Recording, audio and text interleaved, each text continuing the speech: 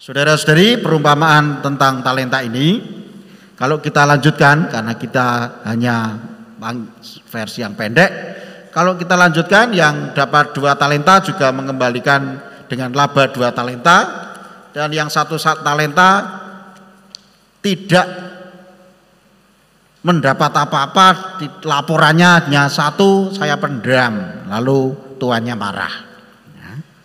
Hai hamba jahat dan tidak setia. Sedangkan yang melipat gandakan talentanya dipuji dan disuruh masuk dalam kebahagiaan tuannya, serta akan diberi tanggung jawab yang lebih besar. Saudara-saudari, kita ini anak-anak terang. 1 Paulus tadi mengatakan dengan jelas bahwa kita ini anak-anak terang. Kamu tidak hidup dalam kegelapan. Kamu itu anak-anak siang, anak-anak terang, bukan orang-orang malam, bukan orang-orang kegelapan. Artinya apa? Ayo kita pancarkan terang kita itu seoptimal mungkin. Apapun yang Tuhan berikan pada kita sebagai talenta, entah kemampuan, entah pekerjaan, entah persahabatan, entah fisik kita ini, entah apapun ya, mari kita manfaatkan demi kemuliaan Tuhan, sebesar-besarnya demi kemuliaan Tuhan dan keselamatan jiwa-jiwa. Itulah yang dipuji di kitab Amsal. Kalau kita semua begitu, kita bagikan istri yang cakap di hadapan Tuhan. Gereja kita ini mempelai Kristus. Kristus bersuka cita dengan gereja yang demikian ini, yang warganya rajin, seperti tadi di bacaan pertama kitab Amsal bab 31. Gereja yang cakap, warga gereja yang berbuat baik kepada Kristus, tidak berbuat jahat sepanjang umurnya, bekerja dengan tangannya, memberikan tangannya pada yang tertindas, mengulurkan tangannya pada yang miskin. Kemolekan itu bohong dan kecantikan adalah sia-sia. Tetapi kita yang takut akan Tuhan dipuji-puji. Nah, itulah sindiran bagi kita gereja, supaya apapun yang Tuhan anugerahkan pada kita, kita manfaatkan demi sebesar-besarnya kemuliaan Tuhan dan keselamatan jiwa-jiwa. Optimal kita dalam melayani Tuhan, dalam melayani sesama di tengah masyarakat.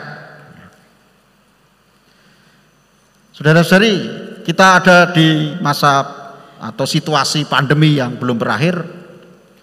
Banyak upaya sudah dibuat untuk mendongkrak atau mempertahankan ekonomi, pangan, tapi juga kesehatan dan juga kesehatan rohani. Kita terus berupaya sampai saat ini dan seterusnya optimal di dalam melayani, optimal dalam saling menyemangati, optimal sebesar-besarnya demi kemuliaan Tuhan dan semakin dirasakannya keselamatan bagi banyak orang. Itulah hakikat bacaan hari ini. Sabda Tuhan hari ini mengingatkan, tidak usah mikir lagi soal kapan hidup ini berakhir, tetapi kita optimalkan anugerah Tuhan. Itu saja.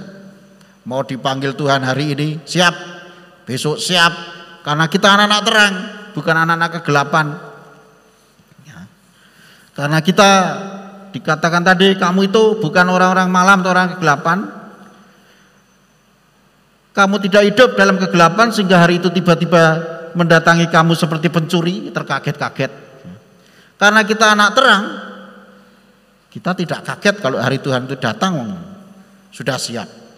Dengan optimalisasi peran kita, optimalisasi talenta-talenta yang ada dalam diri kita untuk kita lipat gandakan demi kemuliaan Tuhan dan keselamatan jiwa-jiwa. Optimalkan itu. Yang berbakat apapun optimalkan. Ya. Demi menghadapi situasi dunia ini. Dan situasi kita memang pandemi ini sekarang. Nah, saudara-saudari, mari mohon kekuatan Tuhan untuk mengoptimalkan talenta-talenta itu. Dan bukan soal panjang pendeknya hidup di dunia ini, karena untuk itu sudah dijamin di rumah surgawi, tapi yang paling penting adalah optimalisasinya itu loh. Ya. Mengoptimalkan sehingga kesaksian hidup kita itu menjangkau zaman, menjangkau makin banyak orang. Terpujilah nama Tuhan kita Yesus Kristus kini dan sepanjang masa. Amin.